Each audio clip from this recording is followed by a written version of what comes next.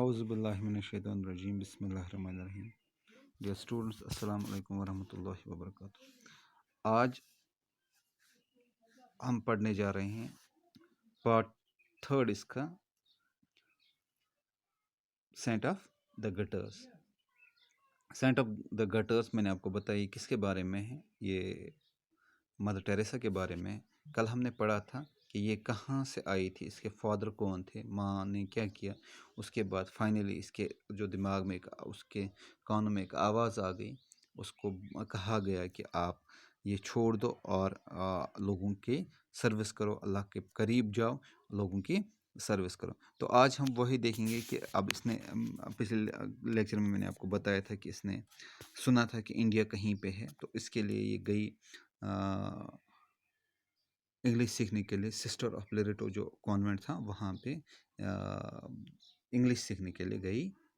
اس کے بعد کیا کیا، Agnes arrived in Kolkata in 1929 and was sent by her order to Darjeeling, West Bengal to begin her navigative,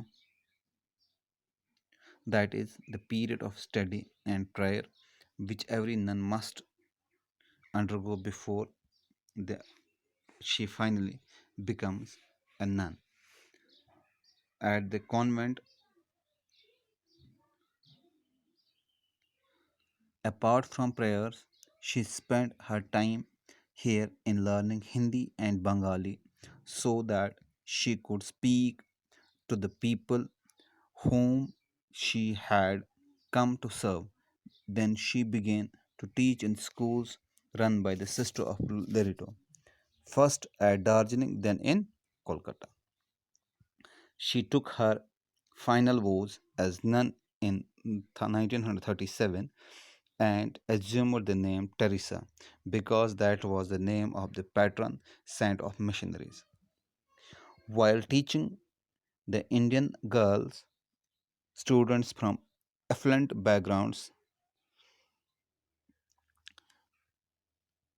at St. Mary Schools, Kolkata, Sister Teresa, as she was now called, could not keep her eyes away from the desperately poor and homeless who lived on the streets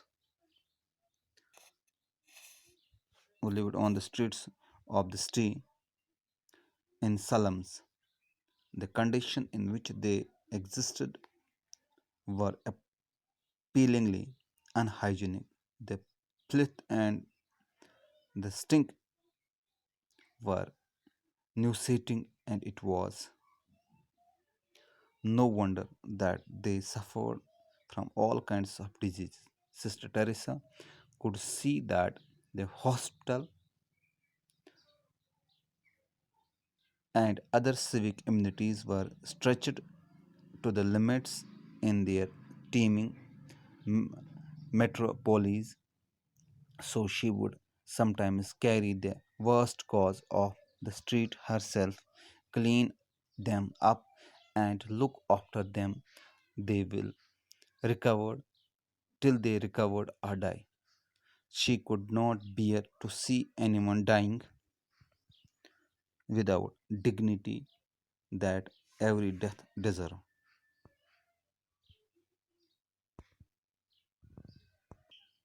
دو پیرا ہم نے اس کے پڑھے. تو Agnes جو گونگزا بوجوا جو تھی، یہ کہاں پہ پہنچ گئی؟ کولکتہ آ گئی 1929 کو. And was sent by her order to Darjeeling in West Bengal to begin her navigative, that is the period of study and prayers which every nun must undergo before she finally becomes a nun at convent. تو اس کو بھیجا گیا کہاں پہ؟ اس کو بھیجا گیا دارجلنگ. جب یہ انڈیا آ گئی، کولکتہ پہلے پہنچ گئی 1929 میں، تو اس کو بھیجا گیا. ایک پیریڈ ہوتا ہے ان کا، آپ سمجھے کہ پروبیشن ان کا ہوتا ہے، ٹریننگ سیشن ان کا، ٹریننگ پیریڈ ان کا ہوتا ہے کہ ان کو کہیں پہ جانا ہوتا ہے نن بننے کے لیے. ان کو وہاں پہ کیا سیکھنا ہوتا ہے؟ وہاں پہ ان کو پڑھنا ہوتا ہے، پڑھنا، اور اس کے ساتھ ان کو پریئرس جو دعائیں مانگنی ہوتی ہیں وہ ان کو سیکھنی پڑتی ہیں، اور یہ چلی گئی کہاں پہ چلی گئی؟ یہ ان کو بھیجا گیا ویسٹ بنگال، کولکتہ سے ویسٹ بنگال، سوری کولکتہ سے تو دارجلنگ اس کو بھیجا گیا، تو وہاں سے یہ ویسٹ بنگال میں ہی ہے، تو وہاں سے اس کو سیکھنے کے لیے بھیجا۔ تو یہ جو پیریڈ ہوتا ہے یہ بہت ہی ضروری ہوتا ہے تاکہ ان کو نن بنایا جائے، ان کو میں نے آپ کو کل بتایا جو نن ان کو بولتے ہیں جو اپنے آپ کو ڈیووٹ کرتے ہیں for the service of the people, جو اپنے آپ کو بالکل ان کو کوئی فکر نہیں ہوتی، گھر نہیں وہ ہوتا ہے رکھتے ہیں اپنے گھر کے ساتھ، ان کو کچھ نہیں ہوتا ہے، they only spend their time in the service of the people. تو اس کے بعد کیا ہوا؟ Apart from prayer she spend her time in the learning Hindi and Bengali. اس نے کیا کیا؟ She also study Hindi and Bengali, کیونکہ اس کو سرو کرنا کہاں تھا؟ وہ بنگال، ویسٹ بنگال میں تھی، that means the people of Bengal speak Bengali, تو اس نے وہاں سے بنگالی بھی سیکھی، اور اس کو انڈیا میں رہنا تھا تو most of the Indian speak Hindi, تو اس نے ہندی بھی وہاں پہ سیکھی۔ So to interact with the people for whom she has to come here to serve them, تو ان کے ساتھ اس کو کمیونیکیشن ہونی چاہیے، کمیونیکیشن کے لیے اس کو ان کی لینگویج ضروری پتہ ہونی چاہیے۔ Apart from the prayer she spend her time in learning Hindi and Bengali so that she could speak people to whom she had come to serve۔ جو میں نے آپ کو بولا اس کو ان لوگوں کے ساتھ انٹریکٹ کرنا تھا جن کے لیے وہ جن کی خدمت کرنے کے لیے وہ یہاں پہ آئی تھی۔ اب جب ان کے ساتھ اس کی کمیونیکیشن نہیں ہوتی تو وہ کیسے بات کرتی؟ دین شی began to teach in schools run by Sister of Laredo first at Darjeeling and then Kolkata. اس کے بعد اس نے اسٹارٹ کیا پڑھانا، اسکول میں اس نے پڑھانا اسٹارٹ کیا، کیونکہ ننس کا بہت سارا کام ہوتا ہے، ان کو بہت سارا کام کرنا پڑتا ہے، ان کو اپنے آپ کو بہت ہی ڈیووشنل رکھنا پڑتا ہے تاکہ لوگوں کی وہ خدمت کریں۔ وہ اپنے لیے ٹائم نہیں نکالتی، وہ سب کچھ لوگوں کے لیے رکھتی ہے۔ تو اس نے کیا کیا؟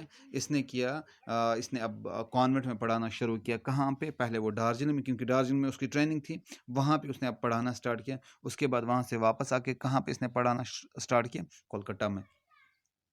She took her final vows as nun in 1937۔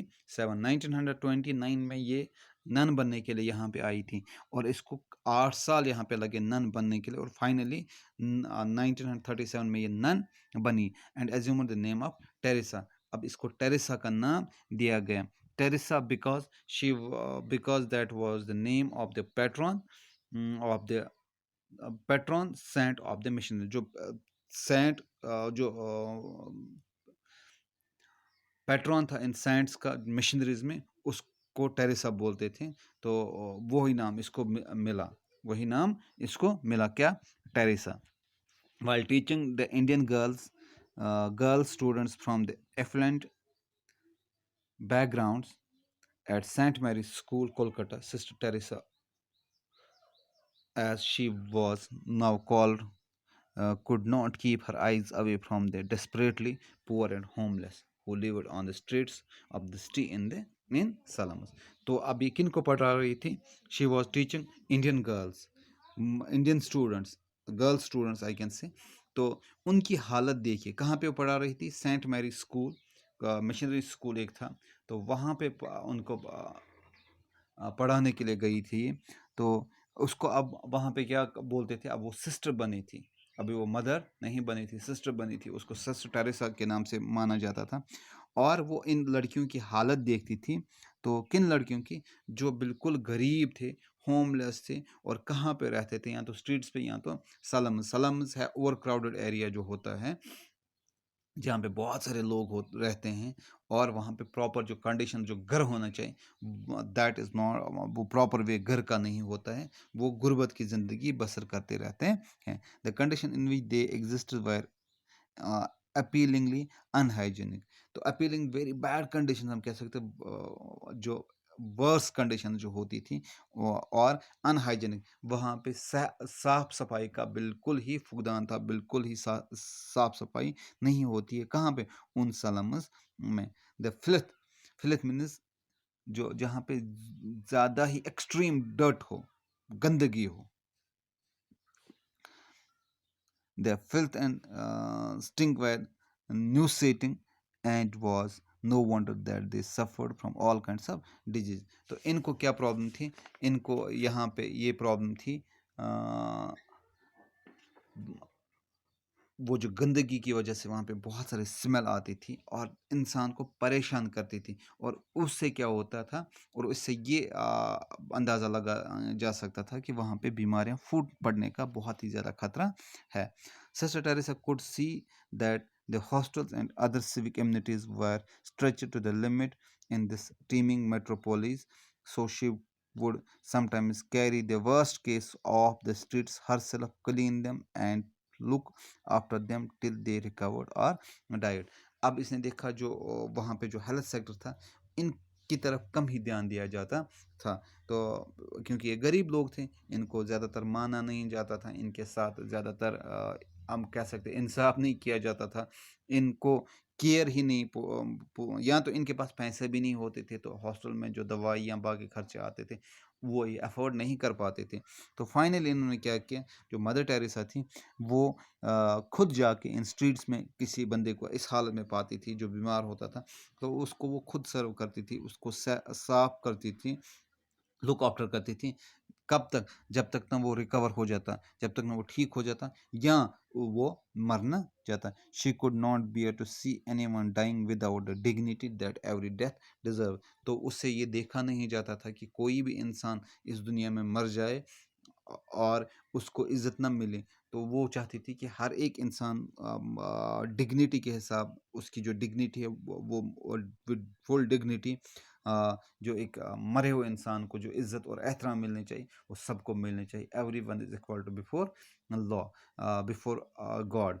तो आई होप कि आपको ये क्लियर हुआ होगा. ये हमने जो इसका जो थर्ड सेक्शन पढ़ा, आज 2 पैरा हमने पढ़े, तो बाकी इंशाल्लाह कल के लेक्चर में हम पूरा कंप्लीट करेंगे. तब तक के लिए आप मुझे इजाज़त दीजिए. अल्लाह हाफ़िज़.